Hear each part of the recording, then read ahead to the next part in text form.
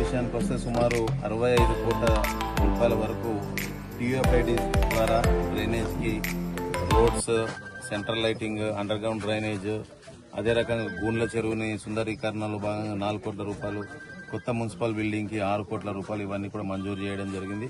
అవన్నీ కూడా tender process అన్ని కూడా మేజర్ గా కంప్లీట్ అయిపోయినాయి. ఈ రోజు రేపటి నుంచి వార్డులలో వర్క్స్ కూడా స్టార్ట్ అవుతున్నాయి. ఇది ఒకటే కాకుండా మన నియోజకవర్గానికి ఇంటిగ్రేటెడ్ స్కూల్ కూడా ఇవ్వడం జరిగింది. సుమారు 200 కోట్లతోని స్కూల్ భవనం తొందరలోనే శంకుస్థాపన కార్యక్రమం కూడా ఉంటుంది. ఇంతేకాకుండా వివిధ గ్రామాల్లో గాని మండలాల్లో గాని అన్నింటిలో కూడా సుమారు ఒక 100 కోట్ల వరకు ఇప్పటికే రోడ్లు ఇవన్నీ కూడా కంప్లీట్ చేసినాం.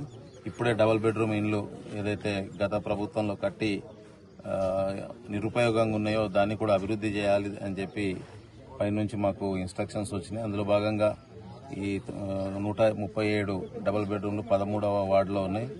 అదే రకంగా 200 డబుల్ బెడ్రూమ్స్ కొటార్మూర్కు సంబంధించి అక్కడ ఉన్నాయి. ఇవన్నీ కూడా తొందరలోనే లబ్ధిదారులకి ఇప్పించే కార్యక్రమం కూడా చేస్తున్నాం. ఇప్పటికే ఇందిరమ్మ ఇండ్ల విషయానికి వస్తే సుమారు 3000 ఇందిరమ్మ ఇండ్లు ఆల్రెడీ ఇవ్వడం జరిగింది. వివిధ స్టేజ్లో 2000 పైచీలకు ఇందిరమ్మ ఇండ్లు ఆల్రెడీ వర్క్స్ నడుస్తున్నాయి. ఇప్పుడే మేము మచ్చర్ల సంబంధించి లిఫ్ట్కు సంబంధించి కూడా అక్కడికి అందరం కూడా కాంగ్రెస్ నాయకులతోని రైతులతోని వెళ్లడం జరిగింది.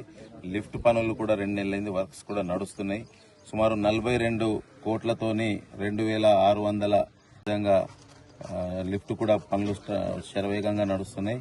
అన్ని రకాలుగా ఈ 20 నెలల్లో గత ప్రభుత్వంలో ఏదైతే నష్టం జరిగిందో అవన్నీ కూడా ఒకటిగా అన్ని కూడా పూర్తి చేసుకుంటూ ముందుకు పోతున్నాం. మన ప్రభుత్వం ఉంది, కాంగ్రెస్ ప్రభుత్వం ఉంది, గ్యారంటీలు మేము ఇచ్చినాం. అన్ని కూడా గ్యారంటీలు కింద వరకు పోవాలి అంటే మా నాయకుల ద్వారానే పోతుంది. బీజేపీ అనేది గెలిచింది, ఓకే, ప్రజలు ఆయనని ఓటేసి గెలిపించారు, దానికి తప్పకుండా ప్రజాక్షేత్రంలో ఆయన ఉంటాడు. మేము ఏదైతే మా ప్రభుత్వం ద్వారా ఏవైతే హామీలు ఇచ్చినాయి ఉన్నాయో అవన్నీ కూడా ప్రజలకు తీర్చే విధంగా రేషన్ కార్డులు ఉన్నాయి. ఇప్పటికే నియోజకవర్గంలో సుమారు 17,000 మంది పైచీలకు రేషన్ కార్డులు ఇచ్చినాం. ఇందిరమ్మ ఇండ్లు మనం ఇచ్చుకుంటూ పోతున్నాం. అవే కాకుండా మనకి రోడ్స్ కానీ డ్రైనేజెస్ కానీ ఇవన్నీ కూడా నిధులు ఇచ్చుకుంటూ పోతున్నాం. ఆయనకు ఒకటే కోరుతున్నాం, కేంద్రం నుంచి ఏవైతే రావాల్సినవి ఉన్నాయో అవన్నీ తీసుకురా. అంతేకాకుండా ఇప్పుడు నిజామాబాద్ నుంచి ఆర్మూర్కి వస్తున్న క్రమంలో అడవి మామిడిపల్లి దగ్గర ఒక రైల్వే ఓవర్ బ్రిడ్జ్ ఉంది. అది గత 7-8 సంవత్సరాల నుంచి నడుస్తుంది.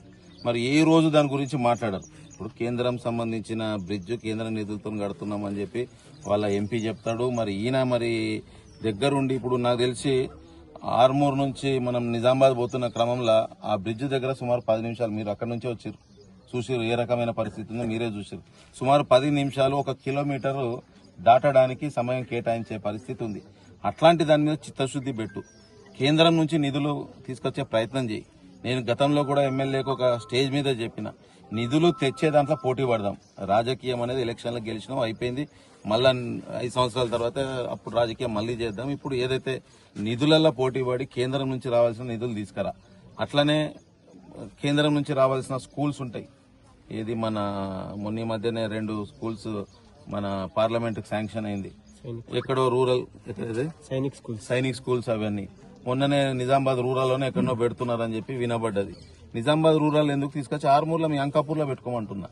ఏదైతే రాష్ట్ర ప్రభుత్వం ఇచ్చింది ఉందో అది ఆర్మూర్ పట్టణం, ఇప్పుడు నువ్వు ఉన్న పట్టణంలో ఆర్మూర్లో పెట్టాలనేది నేను కాదు, ఇక్కడ ఉన్న ఆర్మూర్ నియోజకవర్గ ప్రజలందరూ కూడా ఆర్మూర్లోనే పెట్టాలనేది వారి కోరిక. ఎందుకంటే ఇక్కడ డిగ్రీ కాలేజ్ ఉంది, జూనియర్ కాలేజ్ ఉంది, దాని పక్కనే అనువైన ప్రదేశం ఉంది. అక్కడ పెడితే ఏమవుతుందంటే అక్కడ ఒక యూనివర్సిటీ వాతావరణం వస్తుంది అనేది ఇక్కడ ఉన్న ప్రజల ఆకాంక్ష. కానీ ఈయన ఏం చేస్తాడు, తీసుకుపోయి అంకాపూర్లో పెట్టే ప్రయత్నం చేస్తున్నాడు. ఇట్లా ఏదున్నా సరే ప్రజలకి వ్యతిరేకంగా ఏదైతే ప్రజలు కోరుకుంటారో దానికి వ్యతిరేక కార్యక్రమాలు చేస్తుండు. గతంలో ఆయన హామీలు ఇచ్చినవి ఉన్నాయి. రూపాయికి వైద్యం, కార్పొరేట్ వైద్యం అందిస్తా అని చెప్పి బాగలింగంపల్లి ఒక దుకాణం పెట్టిండు. ఆ దుకాణం కూడా మొన్న మధ్యనే బంద్ అయిందని చెప్పి చాలా మంది చెప్పారు. అక్కడ ఉన్న వాళ్ళకి జీతాలు ఇవ్వాలి. Thanks for watching. Like, share and subscribe.